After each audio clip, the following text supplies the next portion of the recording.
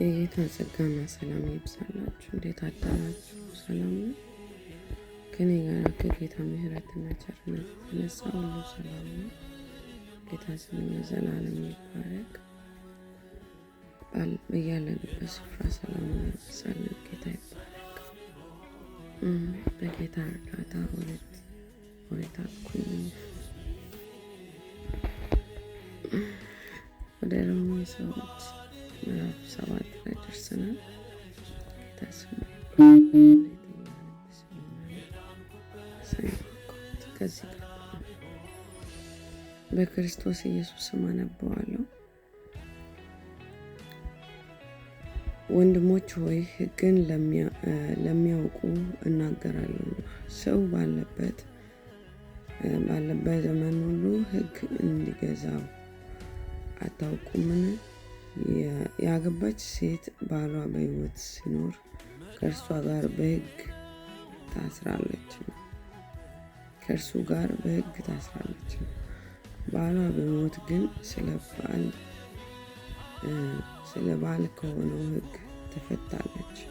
ስለዚህ ባሏ በሕይወት ሳለ ለሌላ ወንድ ብትሆን አመንዝራ ትባላለች። ባሏ ቢሞት ግን ከሕጉ አርነት ወጥታለች። ለሌላ ወንድ ብትሆን አመንዝራ አይደለች።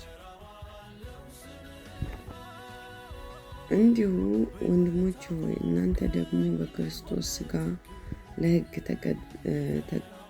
ተገድላችኋል፣ ለእግዚአብሔር ፍሬ እንድናፈራ እናንተ ለሌላው ከሙታን ለተነሳው ለእርሱ ትሆኑ ዘንድ።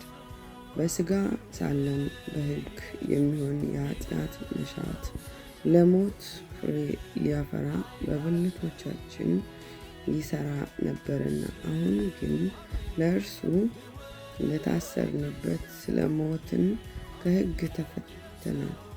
ስለዚህም በአዲሱ በመንፈስ ኑሮ እንገዛለን እንጂ በአሮጌው በፊደል ኑሮ አይደለም። እንግዲህ ምን እንላለን? ሕግ ኃጢአት ነውን? አይደለም። ነገር ግን በሕግ ባይሆን ኃጢአትን ባላወቅኩ ነበር።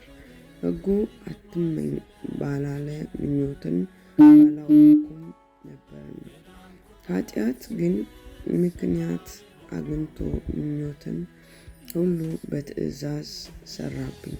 ኃጢአት ያለ ሕግ ምኞት ነውና፣ እኔም ድሮ ያለ ሕግ ሕያው ነበርኩ። ትእዛዝ በመጣች ጊዜ ግን ኃጢአት ሕያው ሆኖ እኔ ሞትኩ። ለሕይወትም የተሰጠችውን ትእዛዝ እርሷን ለሞት ሆኖ አገኘኋት። ኃጢአት ምክንያት አግኝቶ በትእዛዝ አታሎኛልና በእርሷም ገድሎኛል። ስለዚህ ሕጉ ቅዱስ ነው፣ ትእዛዚቱም ቅድስትና ጻድቂት በጎም ናት። እንግዲህ በጎ የሆነውን ነገር ለእኔ ሞት ሆነብኝን? አይደለም። ነገር ግን ኃጢአት ሆነ። ኃጢአትም በትእዛዝ ምክንያት ያለ ልክ ኃጢአተኛ ይሆን ዘንድ ኃጢአትም እንዲሆን ይገለጥ ዘንድ በጎ በሆነው ነገር ለእኔ ሞትን ይሠራ ነበር። ሕግ መንፈሳዊ እንደሆነ እናውቃለንና፣ እኔ ግን ከኃጢአት በታች ሊሆን የተሸጥኩ የሥጋ ነኝ። የማደርገውን አላውቅምና የምጠላውን ያን አደርጋለሁና፣ ዳሩ ግን የሚወደውን እርሱን አላደርገውም። የማላውቀውን ግን የማደርግ ከሆንኩ ሕግ መልካም እንደሆነ እመሰክራለሁ። እንደዚህ ከሆነ ያን የሚያደርግ አሁን እኔ አይደለሁም፣ በእኔ የሚያድር ኃጢአት ነው እንጂ። በእኔ ማለት በሥጋዬ በጎ ነገር እንዳይኖር አውቃለሁ። ፈቃድ አለኝና መልካሙን ግን ማድረግ የለኝም። የማልወደውን ክፉ ነገር አደርጋለሁ። ዳሩ ግን የሚወደውን በጎውን ነገር አላደርገውም። የማልወደውን የማደርግ ከሆነ ግን ያን የማደርገው አሁን እኔ አይደለሁም በእኔ የሚኖር ኃጢአት ነው እንጂ። እንግዲያስ መልካሙን አደርግ ዘንድ ስወድ በእኔ ክፉ እንዲያድርብኝ ሕግን አገኛለሁ። በውስጡ ሰውነቴ በእግዚአብሔር ሕግ ደስ ይለኛል።